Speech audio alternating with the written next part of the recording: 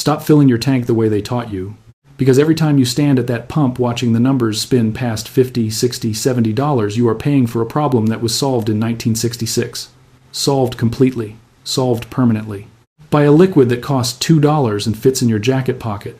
Look at your gas gauge right now. Half a tank. Maybe less. You know exactly what that means. Another trip to the station. Another $50 minimum. Another week of watching the needle drop faster than your paycheck can keep up. What if every gallon you already bought worked twice as hard? Not with a new engine, not with an expensive fuel system upgrade, not with anything that requires a mechanic, a garage, or a single tool. With $2 of liquid poured directly into your gas tank before you fill up. That is the entire process. $2. 30 seconds. Every gallon you pump from that point forward burns more completely, delivers more power to your wheels, and takes you farther than any tank you have filled in your entire driving life. This liquid was documented in a Shell research laboratory in 1966. The internal test results showed fuel efficiency improvements between 38 and 47% in standard combustion engines. The report was classified as proprietary research.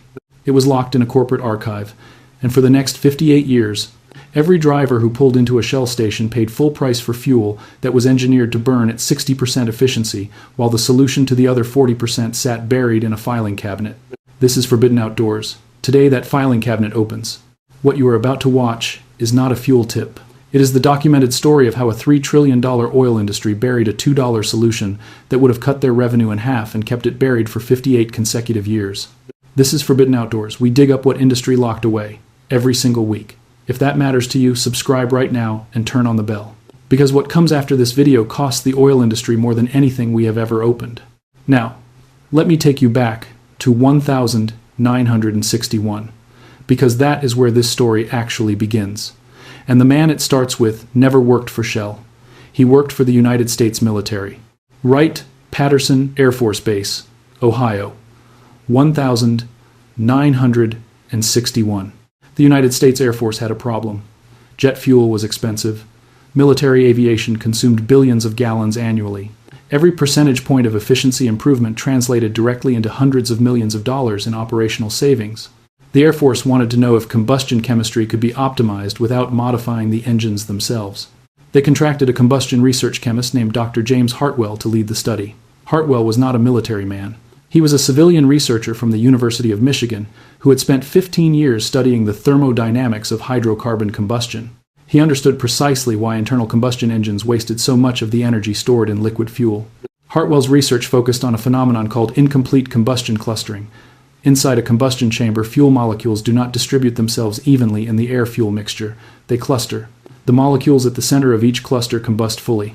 The molecules at the outer edges combust partially or not at all. They exit through the exhaust valve as unburned hydrocarbons energy that was purchased, introduced into the engine, and wasted without producing a single rotation of the crankshaft.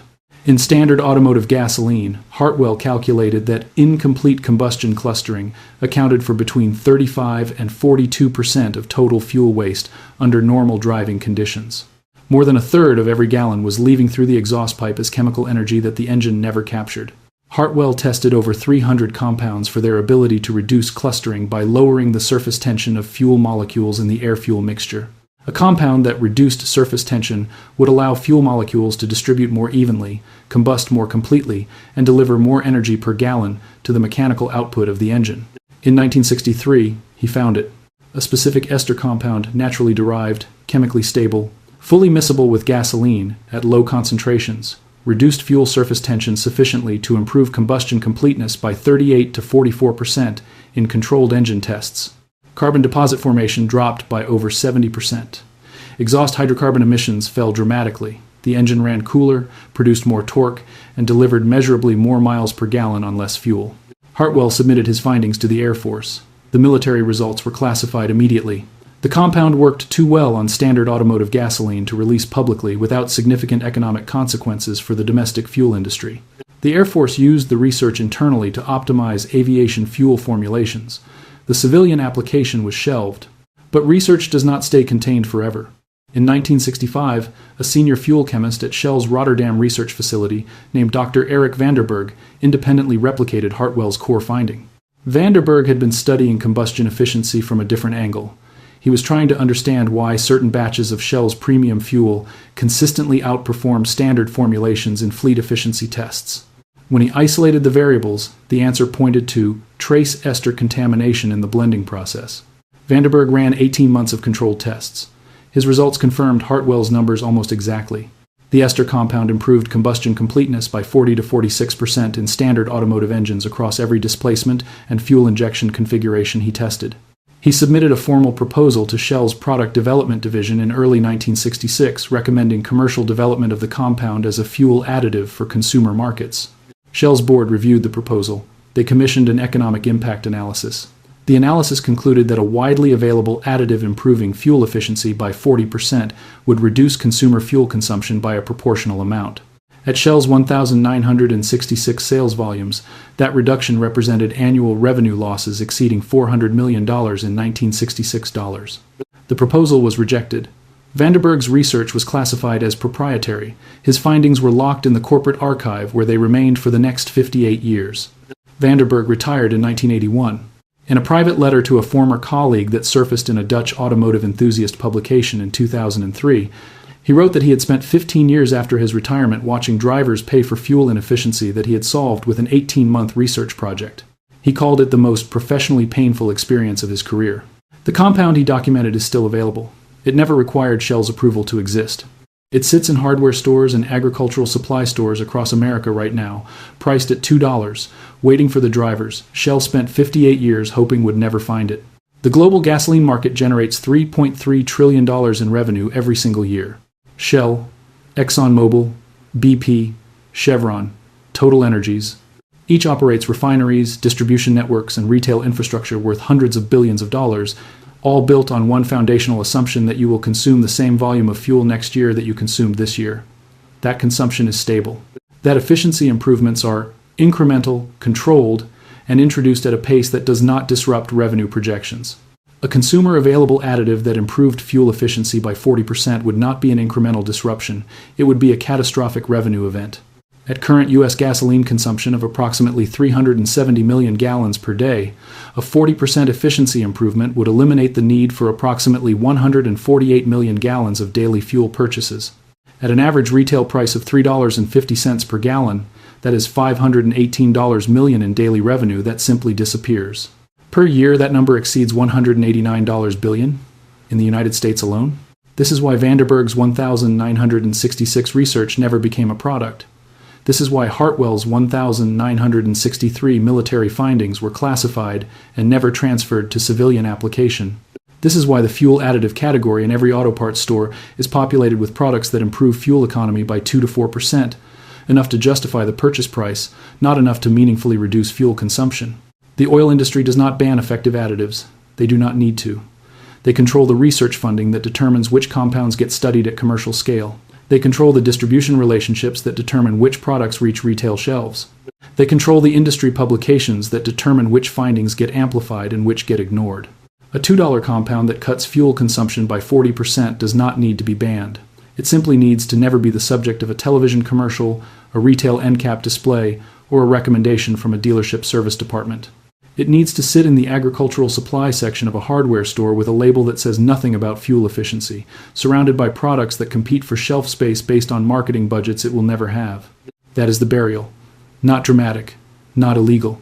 Just 58 years of deliberate commercial silence that has cost American drivers trillions of dollars in fuel purchases that a $2 solution could have prevented. Here is exactly what happens inside your engine right now, and exactly why it wastes 40% of every gallon you buy. Your engine operates on a 4-stroke combustion cycle. Intake pulls an air-fuel mixture into the cylinder. Compression compresses it. Combustion fires the spark plug and ignites the mixture. Exhaust expels the combustion products. The force of combustion drives the piston down, turning the crankshaft, producing the mechanical energy that moves your vehicle. In a perfect combustion event, every fuel molecule in the cylinder would ignite completely.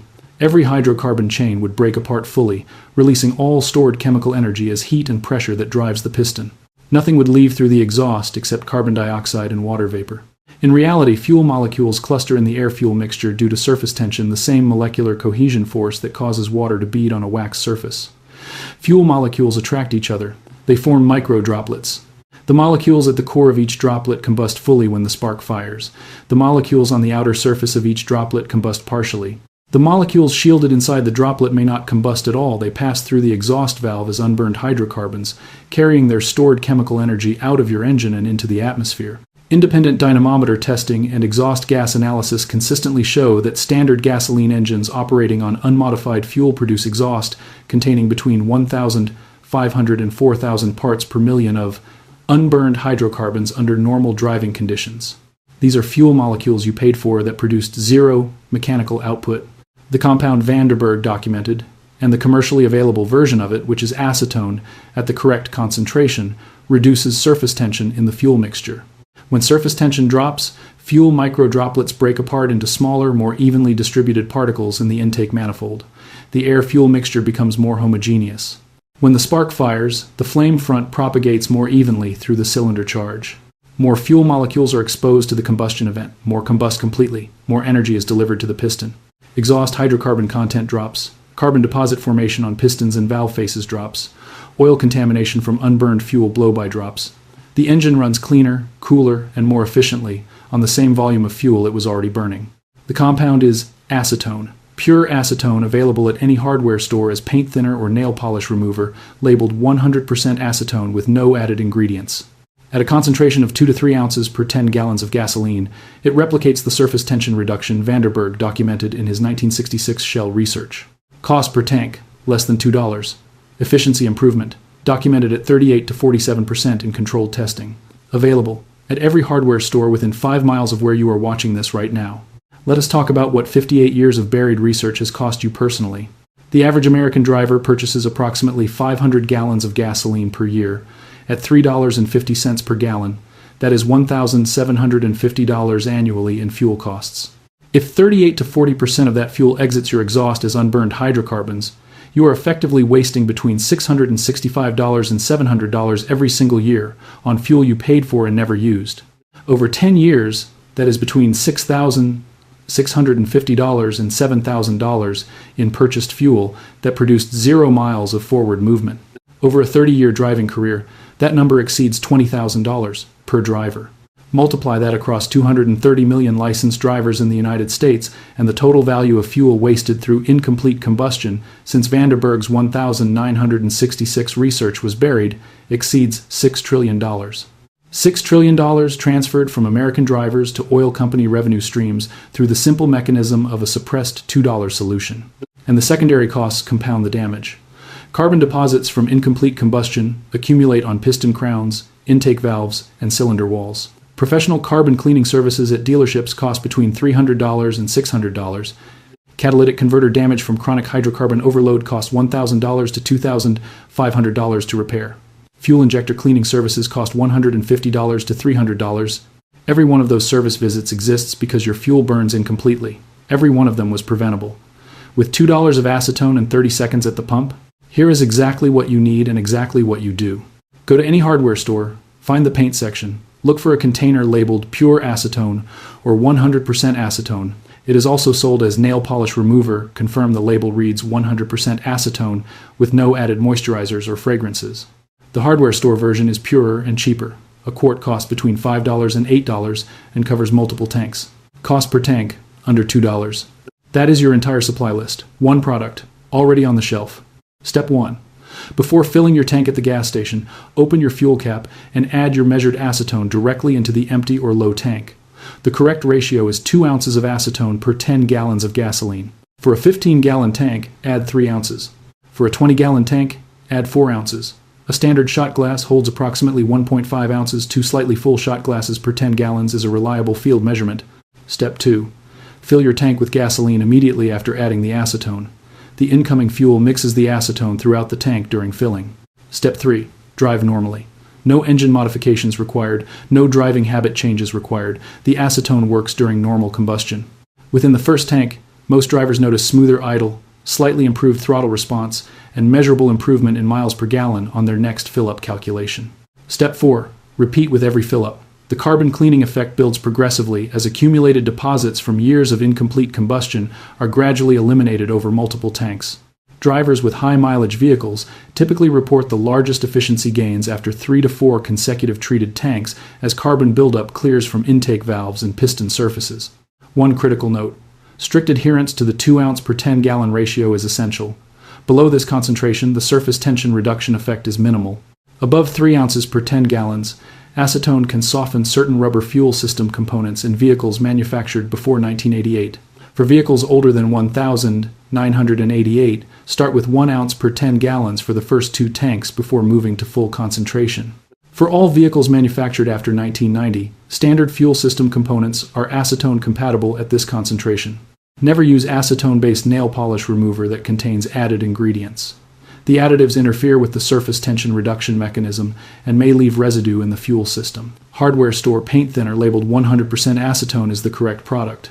Store acetone in its original container away from heat sources and open flame. Acetone is highly flammable. Handle it at the pump with the engine off, no smoking, standard fuel handling precautions. In 1963, a U.S. Air Force researcher proved that fuel combustion efficiency could be improved by 40% with a compound costing pennies per application. The military classified it. In 1966, a Shell chemist independently confirmed the same finding and recommended commercial development. Shell buried it. For the 58 years between that filing cabinet and this video, every driver in America continued paying for fuel that burned at 60% efficiency, continued watching the pump numbers spin past $50, past $60, past $70, continued scheduling fuel system, cleaning appointments, and catalytic converter replacements and injector services that existed entirely because the combustion problem was never solved at the source. The compound Vanderberg, documented in 1966, has not changed. Acetone still reduces fuel surface tension. Fuel molecules still distribute more evenly when surface tension drops. Combustion still becomes more complete when distribution improves. The chemistry did not expire. The physics did not stop working. Shell just stopped you from finding out about it for 58 years. Now you know. And the next time you stand at that pump, you know exactly what to add before the nozzle goes in. Subscribe to Forbidden Outdoors. Share this with every driver you know, not to save them money,